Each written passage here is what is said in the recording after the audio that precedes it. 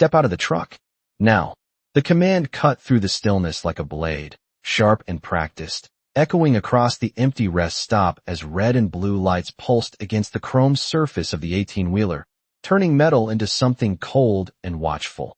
The diesel engine idled low, a steady hum beneath it all, like a heartbeat that refused to speed up, and inside the cab, Ava Brooks didn't move right away, her hands resting lightly on the steering wheel. Knuckles relaxed, eyes fixed on the rearview mirror, where two figures stood framed in flashing light, one taller, squared shoulders, the other shifting his weight like impatience had a rhythm, and for a moment, everything held.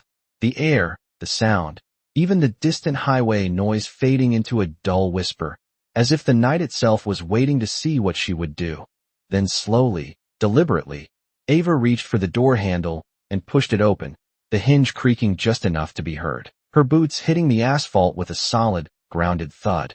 Dust and oil scent rising faintly as she stepped down into the wash of neon glare, her jacket worn but clean, her posture straight, not defensive, not submissive, just present. Officer Daniel Hayes watched her carefully, his face unreadable under the strobing lights, while beside him, Officer Kyle Benton let out a short breath through his nose, something close to a scoff, his flashlight already sweeping across the side of the truck as if searching for something that hadn't yet been named. License and registration, Hayes said, voice even, controlled, but carrying weight, the kind that assumed compliance before it was given, and Ava met his gaze for half a second, not challenging, not yielding, just long enough to register him as a man used to being obeyed before she turned back toward the cab, reaching inside with unhurried precision, pulling out a worn leather holder, the edges softened by miles and time. Benton stepped closer than necessary, the beam of his flashlight lingering on her hands, then her face, then back again, like he was trying to find a reason in the spaces between movements. You hauling something tonight? He asked, tone casual in a way that wasn't casual at all, and Ava handed the documents to Hayes without looking at Benton, her voice quiet, steady. Freight's logged, she said. Nothing more, nothing extra, the words landing flat, but firm. Hayes flipped through the papers, the plastic sleeves catching the light as he scanned, his brow tightening just slightly, not enough to accuse, just enough to question, while Benton circled a step to the side, glancing up at the trailer, then back at Ava, his lips pressing into a line that suggested he'd already decided something. A gust of wind moved through the lot, carrying the faint smell of gasoline and hot rubber, tugging at Ava's jacket, brushing loose strands of hair against her cheek, and still, her breathing stayed even, her shoulders loose, like she'd done this before, like she knew the shape of moments like this.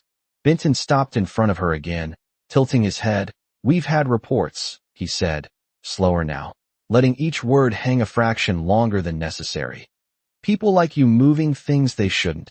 And there it was, not loud, not shouted, but clear enough. The kind of sentence that didn't need to explain itself because it never planned to. Ava didn't react, not outwardly, no tightening jaw, no shift in stance, just a slight blink, once, measured, and then stillness again, the kind that unsettled more than anger ever could. While Hayes looked up from the documents, his eyes moving from the papers to Ava, then briefly to Benton, something unspoken passing between them, a flicker of doubt, or maybe just awareness that the line had been crossed a little too easily. Somewhere in the distance, a truck roared past on the highway, its headlights streaking white across the darkness before disappearing, and in that brief wash of sound and light, Ava glanced at the small digital clock on the dash inside her cab, 2:17 a.m., her gaze lingering for half a second longer than it needed to, as if the number meant something more than time, as if she had been waiting for it to arrive. Benton noticed the glance, his eyes narrowing slightly. Something funny? He asked, stepping closer again, but Ava only shifted her weight once, grounding herself, her boots steady against the asphalt, her voice calm when it came, almost too calm for the tension building in the air. No, she said, meeting his eyes now, not confrontational, not soft, just clear, just making sure you do this right. And for the first time, the night didn't feel empty anymore. It felt tight, like something unseen had just moved into place, and neither of them realized yet that the moment they thought they were controlling had already begun to slip out of their hands. Hayes held the license a second longer than necessary, his thumb resting against the edge of the plastic sleeve as if the texture might tell him something the numbers did not, while Benton had already moved past him, boots scraping lightly against the asphalt as he approached the rear of the truck, his flashlight beam cutting a sharp, white line across the trailer doors, pausing, then sliding upward. Searching for irregularities that had not yet been proven to exist, the wind picked up again. Stronger this time, rattling a loose metal sign somewhere near the vending machines, the hollow clank echoing through the rest stop like a warning that did not belong to anyone in particular, and Ava remained exactly where she stood, shoulders squared, hands visible, her gaze not fixed on either man, but somewhere just beyond them, like she was watching the edges of the moment rather than its center. Everything checks out, Hayes said finally, though his tone lacked conviction, his eyes narrowing slightly as he looked from the paperwork back to Ava, then toward Benton, who had now reached the side latch of the trailer and was running his gloved fingers along the seam, testing, pressing, as if expecting resistance. Mind if we take a look inside? Benton called out without turning around, his voice louder now, carrying across the lot. Not really a question, more of a step already taken. Ava shifted her weight once, the movement subtle but deliberate, her boots grounded firmly against the pavement. You have a reason? She asked, her voice calm, not raised, not defensive, just precise, the kind of tone that did not invite argument but did not avoid it either. And Benton let out a short laugh under his breath, shaking his head slightly as he turned halfway back toward her, the flashlight beam briefly crossing her face before dropping again. Out here, at this hour, he said, reason is we are asking. And for a second, the silence that followed stretched thin, almost fragile, broken only by the low hum of the idling engine and the distant rush of a semi passing on the interstate, its sound fading as quickly as it came. Hayes stepped forward then, closing the distance by a few feet, his posture still controlled but tighter now, like something beneath the surface had begun to press upward. We are just trying to clear this up, he said, softer than Benton, but with a firmness that suggested the decision had already been made, and Ava looked at him directly this time, holding his gaze just long enough for him to notice that there was no uncertainty there, no flicker of fear, only a steady, measured awareness that seemed out of place in the situation they believed they were managing. Then log it, she said quietly, each word spaced just enough to land. Every step. And Hayes hesitated, just for a fraction of a second, the kind of pause that most people would miss but that Benton did not, because he was already moving again, faster now, pulling at the latch with a metallic snap that echoed sharply in the night, the sound too loud for something that should have been routine. The trailer door shifted slightly under his grip, not fully opening, just enough to reveal darkness inside, a space that held no immediate answers, and Benton leaned closer, angling his flashlight into the gap, the beam cutting into the black interior, scanning, searching, his breathing just a little quicker than before. Ava did not move, but her eyes flicked once toward the open edge of the trailer, then back to Hayes, and in that brief glance, something unspoken passed through the air, a tension that did not come from what had been found, but from what had not yet been understood. And somewhere behind them, Hayes's radio crackled faintly, a burst of static that neither of them responded to, because in that moment, both officers were too focused on proving something that had not been there when the night began, while Ava Brooks stood still in the center of it all, not resisting, not reacting, just waiting, as if the moment they believed they controlled had already begun to turn in a direction they could not yet see. The beam of Benton's flashlight moved deeper into the trailer, slicing through the darkness in slow, deliberate strokes, illuminating rows of sealed pallets wrapped in plastic, each one labeled, stacked, ordinary, nothing out of place.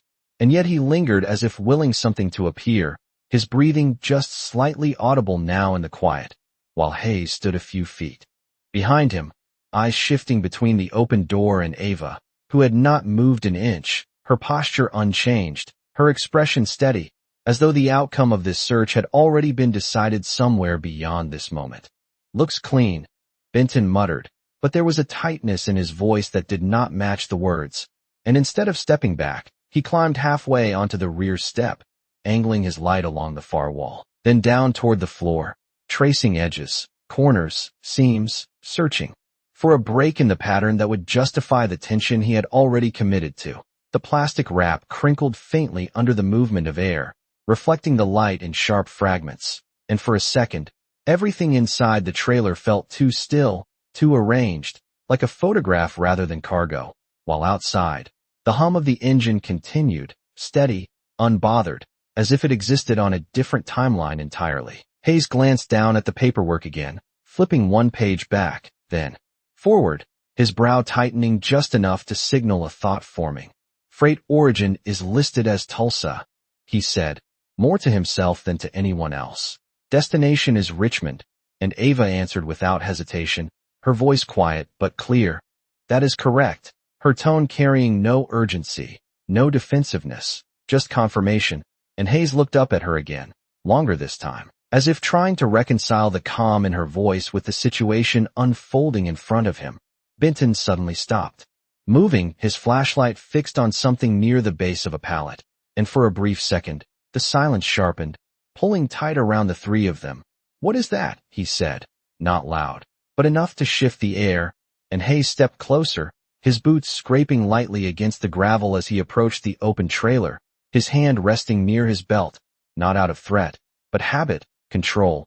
Ava's eyes followed the line of Benton's light, just for a fraction of a second, then returned to neutral, her breathing unchanged, her shoulders relaxed, and Benton crouched slightly, reaching toward a small object partially tucked near the edge of a crate, something wrapped in plain brown material, out of place just enough to draw attention. And when he pulled it free, the paper crinkled softly in his hand, the sound carrying more weight than it should have. "Well, look at this," he said, turning it over, examining it with a narrowing gaze, and Hayes leaned in just enough to see, his jaw tightening as uncertainty gave way to something closer to suspicion.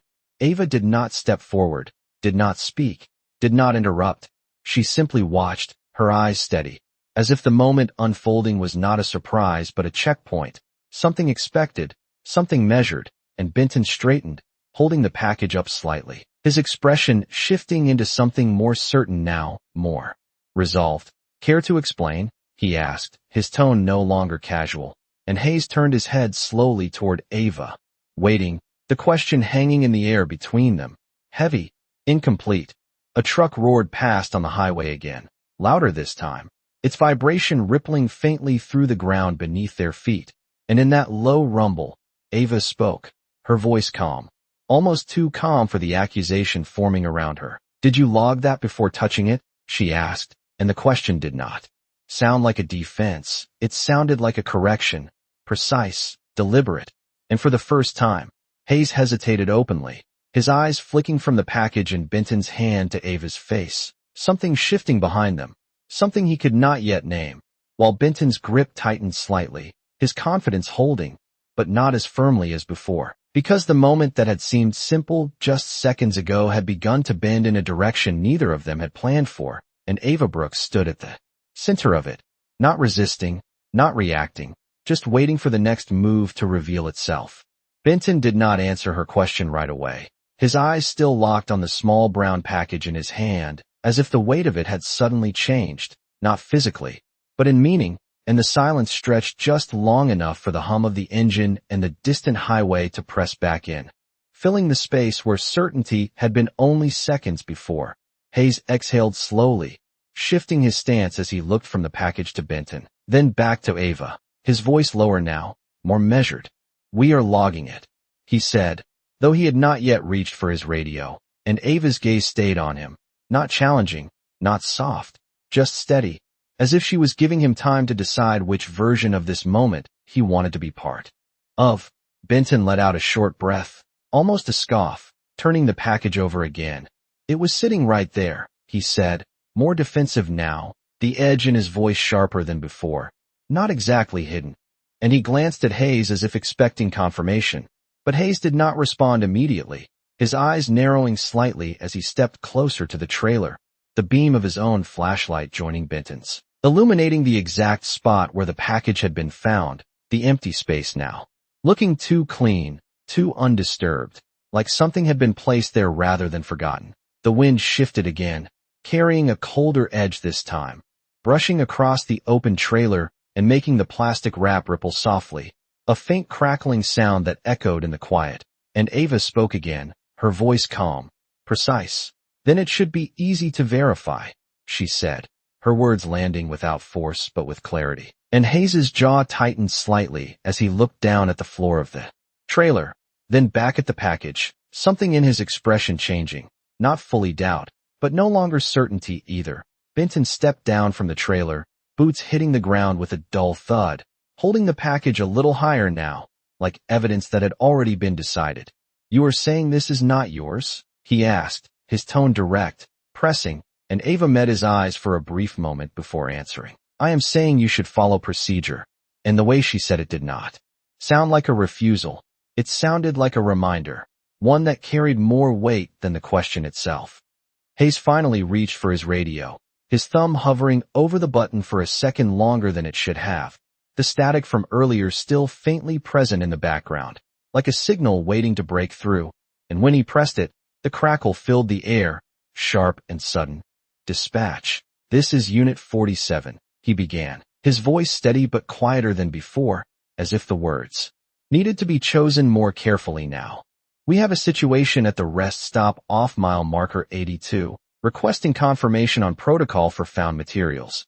And there was a pause, just long enough for Benton to shift his weight again, impatience flickering across his face, while Ava remained still, her hands relaxed at her sides, her eyes briefly flicking once toward the dashboard of her truck, where the faint glow of the digital clock still read 2:17 a.m., unchanged, unmoving, like the moment itself had been suspended. The radio responded with a burst of static, then a voice, distant but clear. "Unit 47. Confirm item has been logged before contact." And Hayes's grip on the radio tightened just slightly, his eyes moving slowly toward Benton, who said nothing this time, his expression holding, but not as firmly as before. Because the question that had been asked now carried an answer they both understood.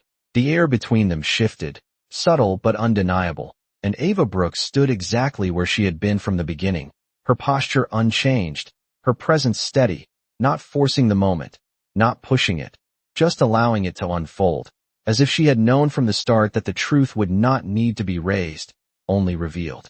The radio went quiet again, the last trace of static dissolving into the night, and for a moment no one moved, as if the answer that had just come through had settled into the space between them and changed its shape. Hayes lowered the radio slowly, his hand lingering near it, his eyes shifting from Benton to the package, then to the open trailer, replaying the sequence in his mind with a new layer of awareness that had not been there before, while Benton stood with the brown-wrapped object, still in his grip, his posture tighter now, less certain, the earlier confidence thinning at the edges. "It was right there," Benton said again, quieter this time, as if repeating it might restore the certainty he had lost. But the words did not land the same way, not after the question that had already been answered. Hayes stepped closer, his flashlight beam steady as he scanned the floor of the trailer once more, slower now, more deliberate, tracing the exact spot where the package had been. And what he saw, or did not see, held him there a second longer, the absence of disturbance, the lack of shifting weight, the untouched dust along the edges, details that did not match the narrative forming in Benton's voice. The wind moved through again, colder now, slipping between them, carrying with it the faint metallic scent of the night, and Ava remained still, her presence unchanged, her gaze calm, not fixed on either man but aware of both, as if she was watching them arrive at something on their own. "Kyle?" Hayes said finally, his voice low, controlled, but different now, the edge replaced with something more measured. "Did you mark the location before picking it up?" And Benton did not answer right away, his jaw tightening slightly as his eyes flicked toward the trailer, then back to Hayes, then briefly to Ava, who did not react, did not speak, did not need to. "I saw it," Benton said, the words coming out more defensive than intended. "That is enough." And Hayes shook his head once, not sharply, not confrontational, but firm enough to shift the direction of the moment. "It is not," he said, the words quiet but clear, and the space between them changed again, subtle but undeniable, as the certainty that had driven the stop began to unravel thread by thread. Benton lowered the package slightly, his grip still firm but no longer steady, and for the first time, he hesitated, not because of what he saw, but because of what he could no longer prove. Ava's eyes moved briefly to the package, then back to Hayes, her expression unchanged, her voice calm when she spoke. "Chain of custody matters," she said, each word placed carefully, not as an argument, not as a warning, but as a fact that existed whether they acknowledged it or not. And Hayes exhaled slowly, his shoulders settling as he nodded once, almost to himself, the pieces aligning in a way that made the moment heavier rather than clearer. Somewhere in the distance, another vehicle passed, its headlights sweeping across the lot for a fraction of a second before fading into darkness again, leaving the three of them standing in the same pool of flashing red and blue, but no longer in the same certainty. Hayes lifted the radio again, his thumb pressing the button with more intention this time. "Dispatch," he said, his voice steady, confirming no prior log before contact. And the admission hung in the air, quiet but irreversible, while Benton's gaze dropped for a brief moment, then lifted again, searching for something to hold on to, something that would keep the narrative from slipping entirely. Ava did not move, did not shift. She simply stood there, grounded, present, as if she had always known that this was the moment that mattered. Not the accusation, not the search, but the point where the truth began to surface on its own. And as the night settled back around them, the balance of control, once assumed, now stood quietly in question. The admission lingered in the air longer than the flashing lights, heavier than the hum of the engine, and Hayes felt it settle somewhere behind his ribs, not sharp, not sudden, but undeniable, like a realization that could not be pushed back once it had surfaced.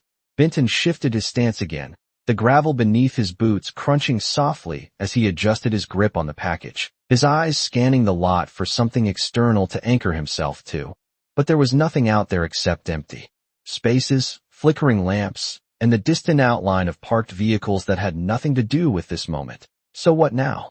Benton asked, his voice lower, less certain, the question no longer rhetorical but real, and Hayes did not answer immediately, his gaze moving once more to the open trailer, then to Ava, who stood exactly as she had from the beginning, her stillness no longer neutral but deliberate, as if she had been allowing the moment to reach this point on its own.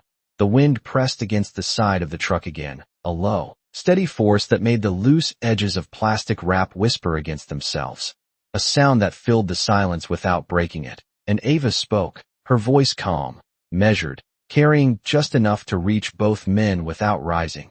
"You log it properly," she said. "You document where it was found, how it was handled, and who touched it." And the way she said it did not sound like advice. It sounded like instruction, precise and practiced, and Hayes's eyes narrowed slightly, not in suspicion this time, but in recognition of something he could not yet place. Benton let out a breath through his nose, shaking his head once. "You talk like you have done this before," he said, the words coming out sharper than intended, but lacking the edge they had carried earlier, and Ava met his gaze briefly, her expression unchanged. "I talk like procedure matters," she replied, and there was no emphasis in her tone, no challenge, just a statement that existed whether they accepted it or not. Hayes stepped back half a pace, creating a small distance between himself and the trailer, his posture shifting from forward pressure to controlled observation, and he lifted the radio again, his thumb pressing the button with more certainty this time. "Dispatch," he said, requesting supervisor guidance on evidence handling without prior log, possible procedural breach. And the words felt different as they left his mouth, heavier, more accountable, as if the role he had been standing in had subtly changed. The response did not come immediately, only a low crackle of static that seemed louder in the quiet, and Benton glanced at Hayes, then at Ava, then back at the package, his grip loosening slightly, not enough to drop it, but enough to suggest the weight had shifted from object to implication. Ava's eyes moved once toward the trailer, then back to Hayes, and for a brief second, something in her gaze softened, not sympathy, not approval, just acknowledgement, like she had seen this moment before in different forms, different places, always arriving the same way. The digital clock inside the cab still read 2:17 a.m., the numbers unmoving, steady, and Hayes noticed it this time. Just a flicker of awareness as his eyes passed over it, the stillness of the time contrasting with the shift happening around them. "We can reset this," Hayes said quietly, more to himself than to anyone else, but the words carried, and Benton looked at him, confusion mixing with something closer to concern. "Reset?" he repeated, and Hayes nodded once, slow, deliberate. "We follow it the right way from here," he said, and the statement hung between them, simple on the surface, but heavy with what it implied about everything that had already happened.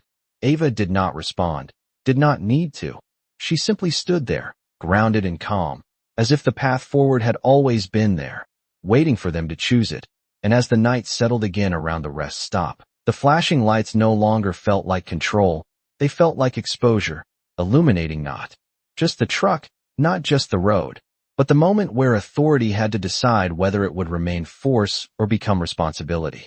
The radio crackled again, sharper this time, the sound cutting through the quiet like a line being drawn, and Hayes lifted it instinctively, his posture straightening just slightly as the voice on the other end came through clearer than before, controlled, authoritative, Unit 47. Stand by for supervisor confirmation. And the words settled over the scene with a different kind of weight, not pressure, not urgency, but oversight, the kind that made every action visible in a way it had not been a few minutes ago. Benton exhaled slowly, shifting his stance as he looked out across the empty rest stop, then back at the truck, then at Ava, his expression no longer certain, no longer fixed, but searching, like he was trying to understand how the moment had turned without him noticing exactly when it happened. Hayes lowered the radio slightly, his grip still firm, his eyes moving once more to Ava, and this time, there was something else there, not suspicion, not authority, but recognition of composure that did not match the situation they had assumed she was in. "You said we should log everything," Hayes said, his voice quieter now, more measured, and Ava nodded once, a small, controlled movement. "Yes," she replied, her tone even, from the beginning, and the way she said it made the earlier steps feel incomplete, like a story that had skipped its first chapter and was now trying to make sense of the middle. Benton glanced down at the package in his hand, then back toward the trailer, his jaw tightening slightly as he stepped closer to the rear again. But this time his movement was slower, more deliberate, as if he was aware that each step carried more consequence than before. "We can still log where it was found," he said, though the words sounded less certain than they might have earlier, and Hayes shook his head once, not sharply, but enough to stop the momentum. "We log where it was handled," he corrected, his tone steady, and the distinction hung in the air, subtle but significant. The wind shifted again, brushing across the open trailer, lifting the edge of the plastic wrap just enough to reveal the stillness beneath it, the untouched lines, the undisturbed surface. Details that now spoke louder than any claim. Ava's eyes followed the movement briefly, then returned to Hayes, her expression unchanged, her presence steady, and in that stillness, something about her began to stand out more clearly, not in what she did, but in what she did not do. No rush to defend, no attempt to control, just patience, as if she had already seen the outcome of this moment before it fully arrived. The distant hum of another vehicle passed along the highway, its headlights sweeping faintly across the lot before fading into darkness again, and Hayes took a slow breath, the kind that marked a decision rather than a reaction. "We are going to step back," he said, more to Benton than to Ava, but loud enough for both to hear, and Benton hesitated, his eyes flicking once more to the package, then to Hayes, then finally to Ava, who remained still, grounded, waiting. "Step back," Benton repeated, quieter now, and Hayes nodded once, firm. "Until this is properly documented," he said, and the words carried a shift, not just in action, but in control, moving it away from assumption and toward accountability. Ava did not respond, did not need to. She simply stood there, her calm no longer just composure, but presence, something that filled the space without force. And as the flashing lights continued to pulse across the metal of the truck, reflecting in sharp lines across the asphalt, the scene no longer felt like a stop in the middle of nowhere. It felt like a moment under observation, where every choice mattered more than it had just minutes before, and somewhere in that shift, the balance of the night tilted again, quietly, steadily, towards something neither officer had fully prepared for. The air settled into a strange stillness after Hayes's words, not quiet in the absence of sound, but quiet in the way tension holds its breath. And for the first time since the stop began, no one moved with urgency. No one reached, no one pressed forward. As if the moment itself had drawn a line they were all now standing behind. Benton lowered the package slowly, not placing it back, not holding it up, just keeping it at his side. His fingers still wrapped around it, but without the earlier certainty, and he glanced once more toward the open trailer, the beam of his flashlight drifting across the floor again, tracing the same lines, the same edges, but now seeing them differently, noticing the uniform dust, the lack of disturbance, the absence of any sign that something had been shifted or placed recently, details that had always been there, but had not mattered until now. Hayes took a step back, creating space not just physically but procedurally, his posture. No longer angled forward, no longer pressing, but aligned, controlled, as if he had repositioned himself inside the situation rather than over it. And he spoke again, quieter, more deliberate. "We wait for confirmation." And the words carried authority, but not the kind that forced action, the kind that restrained it.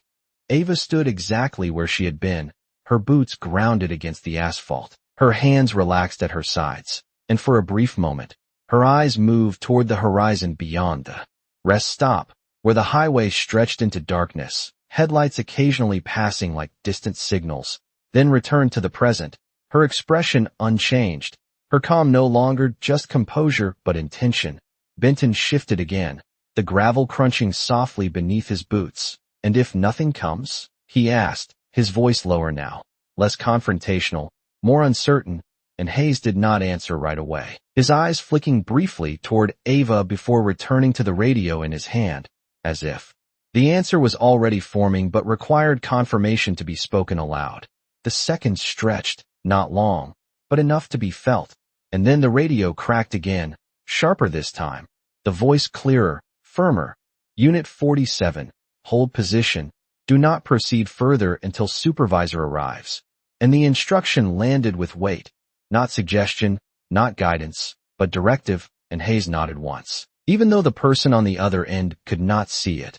"Copy that," he replied, his voice steady, and he lowered the radio slowly. The decision now external, no longer his to carry alone. Benton exhaled, a quiet release of something that had been building, and he looked at Hayes, then at Ava, his expression shifting again, not fully understanding, but no longer certain of the ground he was standing on. "Supervisor?" he repeated under his breath, and Hayes gave a small nod. "Yes," he said, simple, final, and the words settled into the space between them like a boundary that could not be crossed without consequence. Ava's gaze moved briefly to the package still in Benton's hand, then to Hayes, and for a fraction of a second, something in her expression softened again, not approval, not relief, just acknowledgement that the moment had reached the point it needed to, and then she returned to stillness, her presence steady, unshaken. The wind moved through once more, brushing across the truck, the trailer, the uniforms, carrying the faint hum of the highway with it. And as the flashing lights continued to pulse across the scene, reflecting in sharp red and blue across metal and asphalt, the control that had once felt assumed now felt suspended, held in place by something larger than the moment itself. And in that suspended space, Ava Brooks did not move, did not speak. She simply waited, as if she had always known that the truth did not need to be forced, only given enough time to arrive. Time stretched in a way that made every second feel visible, like it had weight, like it could be measured in the space between breaths, and no one spoke for a while, not because there was nothing to say, but because whatever came next would matter more than anything that had already been said. Hayes stood with the radio still in his hand, his thumb resting against its side, his eyes scanning the lot again, slower now, not searching for threats, but taking in details he had ignored before. The placement of the truck, the angle of the trailer doors, the faint tire marks on the asphalt that told a story he had not bothered to read earlier. And somewhere in that quiet observation, something settled in him, not a conclusion, but a shift, like the ground beneath his assumptions had moved just enough to make him notice. Benton remained near the back of the trailer, the package still in his hand, but now it hung lower, closer to his thigh, his grip no longer firm with certainty, but held out of obligation, and he looked down at it again, turning it slightly, as if hoping it would reveal something new, something that would justify the path they had taken to get here, but it remained the same, silent, unremarkable, offering nothing to support the weight they had placed on it. "This does not feel right," Benton said finally, the words quiet, almost reluctant, and Hayes did not respond immediately, because he had already felt it, had already begun to understand that the moment had shifted beyond what either of them had anticipated. Ava stood a few feet away, her posture unchanged, her presence steady, and for a brief moment, she closed her eyes just slightly, not fully, just enough to soften the tension in her gaze, like someone listening for a sound beneath the noise, then opened them again, her focus returning to the scene with the same calm clarity she had held from the beginning. The wind moved through again, carrying a faint chill that brushed against their uniforms, against the metal of the truck, against the edges of the open trailer, and the sound of it seemed louder now, not because it had changed, but because everything else had quieted around it. Hayes took a slow breath, then another, grounding himself in the moment, and when he spoke again, his voice was different, less authoritative, more deliberate. "We are going to document everything from this point forward," he said, and Benton nodded once, a small, tight movement that acknowledged the shift without fully understanding it. The distant sound of an approaching vehicle began to build, low at first, then gradually louder, not fast, not urgent, just steady, controlled. And Hayes's head turned slightly toward the direction of the sound, his eyes narrowing as he tried to make out the shape of it beyond the glow of the rest stop lights. Ava noticed it too, her gaze moving toward the road for a brief second, and something in her expression changed, not visibly, not in a way that either officer could easily name, but subtly, like a recognition of timing, of alignment, of something arriving exactly when it was supposed to. Benton followed their gaze, his shoulders tightening slightly as the headlights grew closer, the beam cutting through the darkness in a clean, focused line, and for a moment, no one spoke, no one moved, as if the entire scene had paused to make space for what was coming next. Hayes lowered his radio completely now, his grip loosening as he watched the approaching vehicle, the realization settling in him not as a sudden shock, but as a quiet understanding that whatever happened next would not be controlled by the assumptions they had started with. Ava remained still, grounded, her hands relaxed at her sides, her breathing even, and as the headlights reached the edge of the lot, illuminating the scene with a new, steady light that did not flicker or pulse, the balance of the moment shifted again, not dramatically, not loudly, but with a certainty that could no longer be ignored. And in that quiet transition, the truth that had been waiting beneath the surface began to move closer to being seen.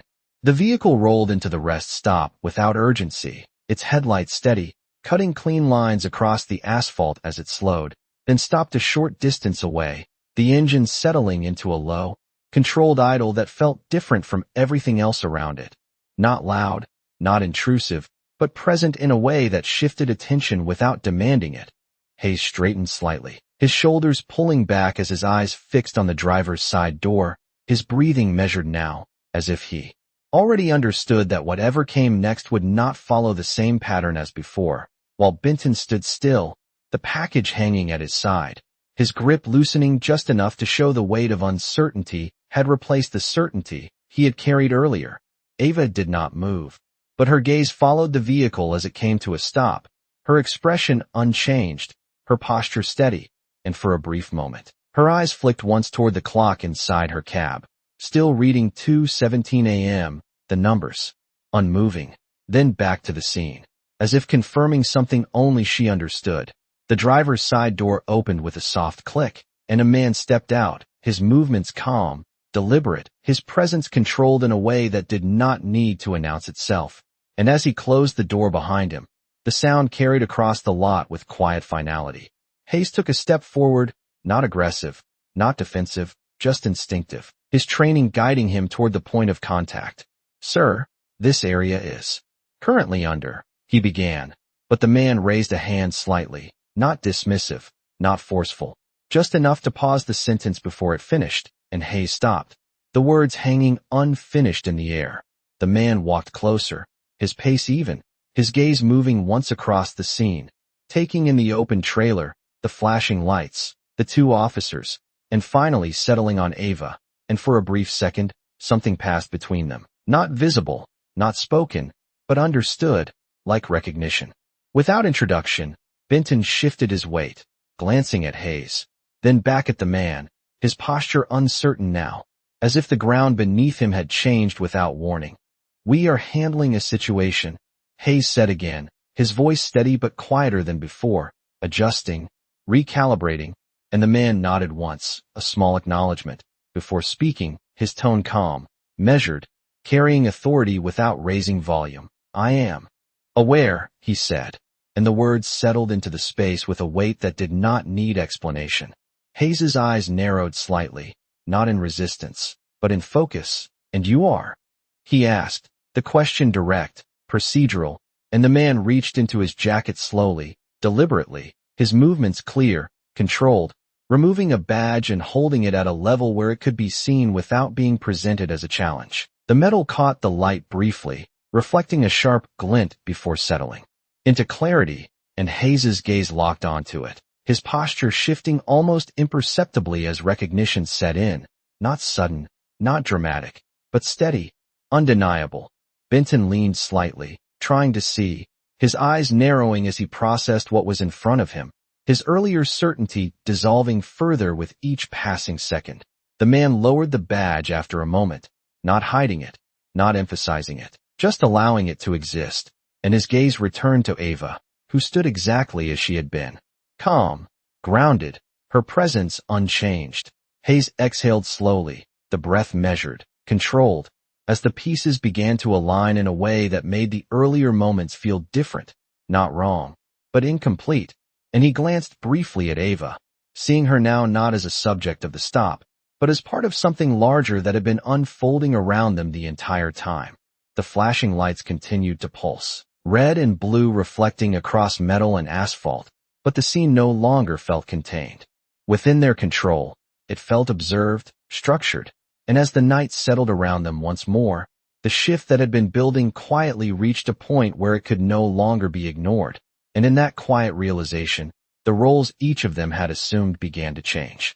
Hayes did not look away from the badge right away, his eyes tracing the edges of it, as if confirming what he already knew but needed to accept in his own time.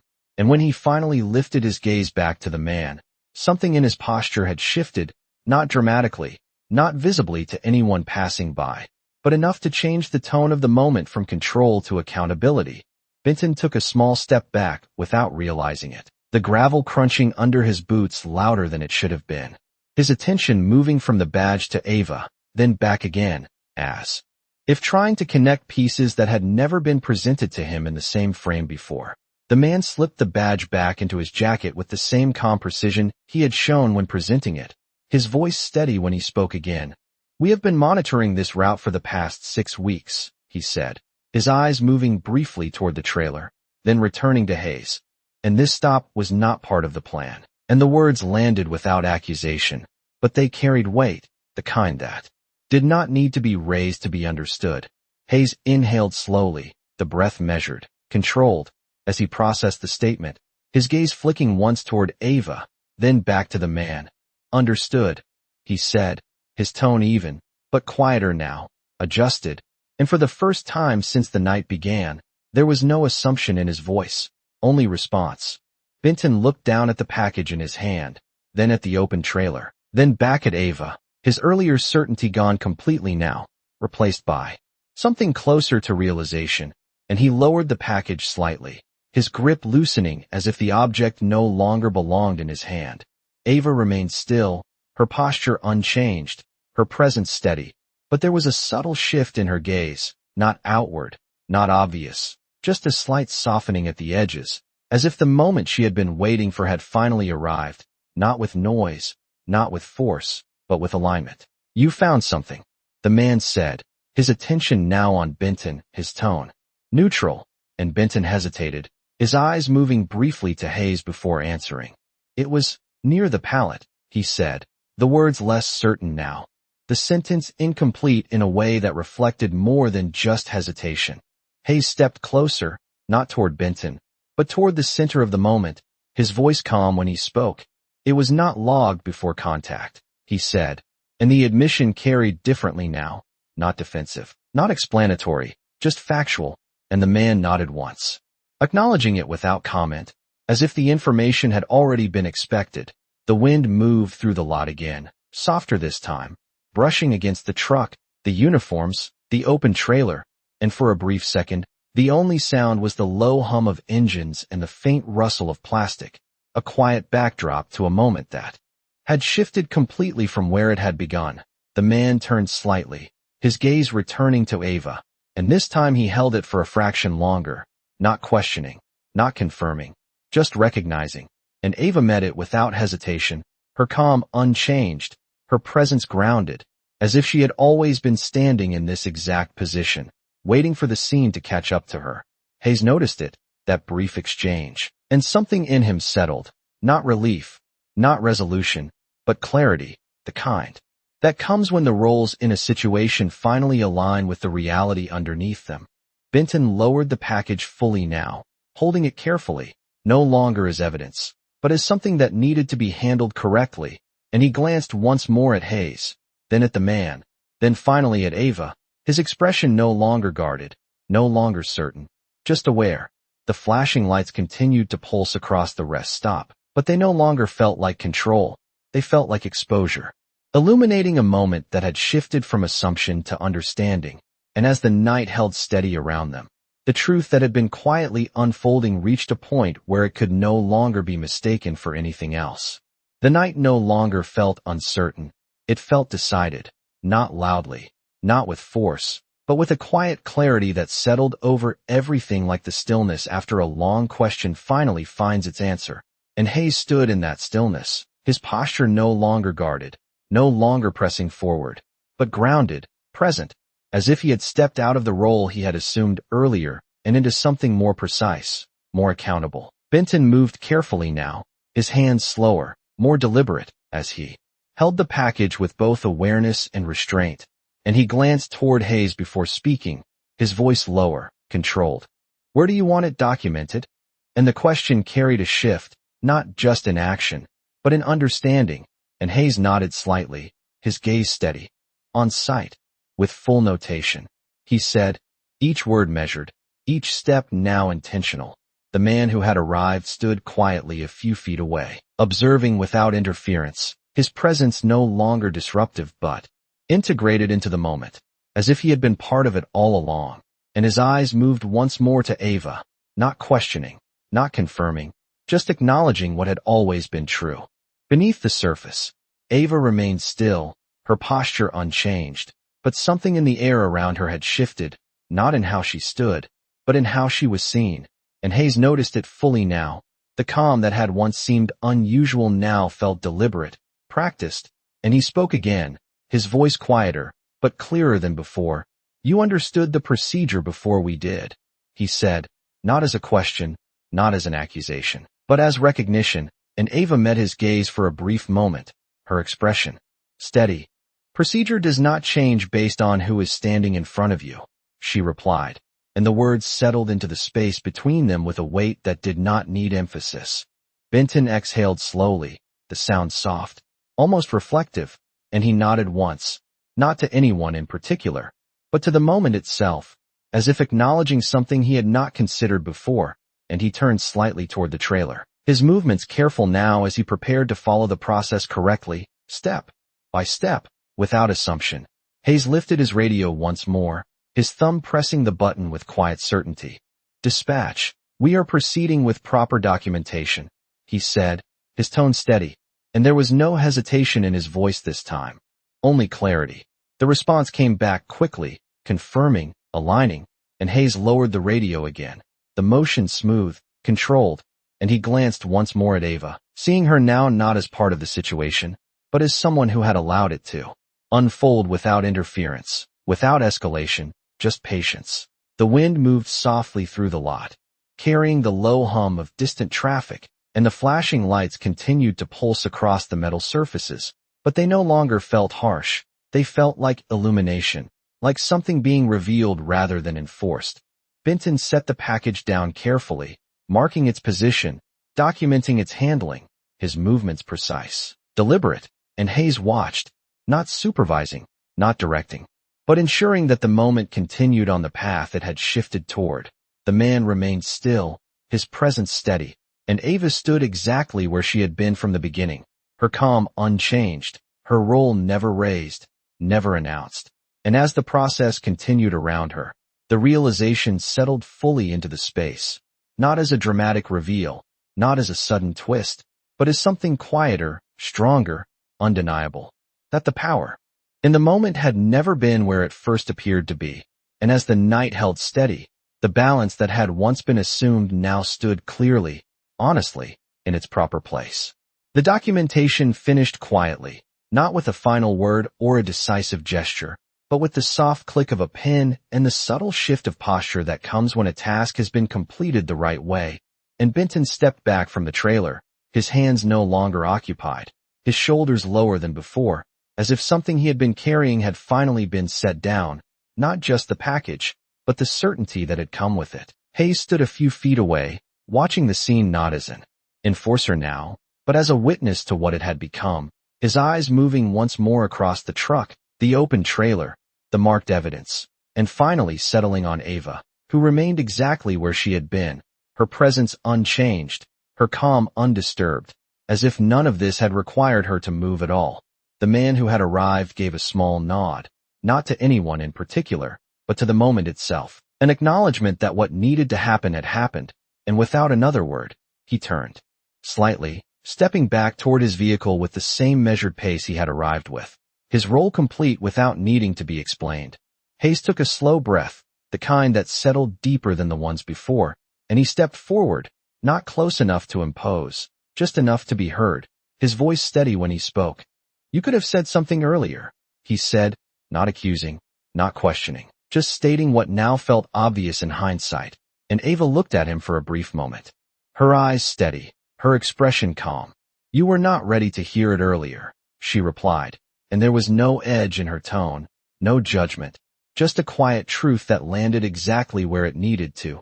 Benton glanced between them, the exchange simple on the surface but heavier than anything that had come before, and he looked down briefly at the ground, then back up, his expression no longer guarded, no longer certain, just thoughtful, as if he was seeing the night from a different angle now. The wind moved softly through the rest stop, carrying the low hum of distant engines, brushing against the metal of the truck, the uniforms, the open space between them, and the flashing lights continued to pulse.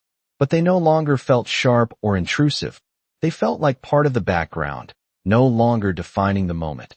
Ava turned slightly then, her movement smooth, unhurried, and she stepped back toward her truck, her boots steady against the asphalt, her hand reaching for the door with the same calm precision she had shown at the beginning, and she paused for just a fraction of a second before climbing back into the cab, not looking back, not needing to, because whatever needed to be understood had already been. Hayes watched her for a moment longer, his gaze steady, not following her with authority, but with recognition, and Benton stood beside him, silent, the two of them no longer positioned above the moment, but within it, shaped by it. The engine shifted slightly as Ava settled into the driver's seat, the low hum steady, grounded, and the headlights came on, casting a clean, unwavering beam across the lot, cutting through the red and blue with a clarity that felt different, not reactive, not searching, just forward. The trailer doors were secured, the evidence documented, the space restored to order, and as the truck began to roll forward slowly, the sound of its movement blending into the night, the moment closed not with a command, not with a declaration, but with something quieter, something that stayed behind even after the lights faded and the road stretched open again. A realization that did not need to be spoken aloud, that authority is not proven by how loudly it is used, but by how carefully it is held, and as the rest stop returned to its stillness, the only trace left behind was not the stop itself, but the shift it had created, unseen, but lasting.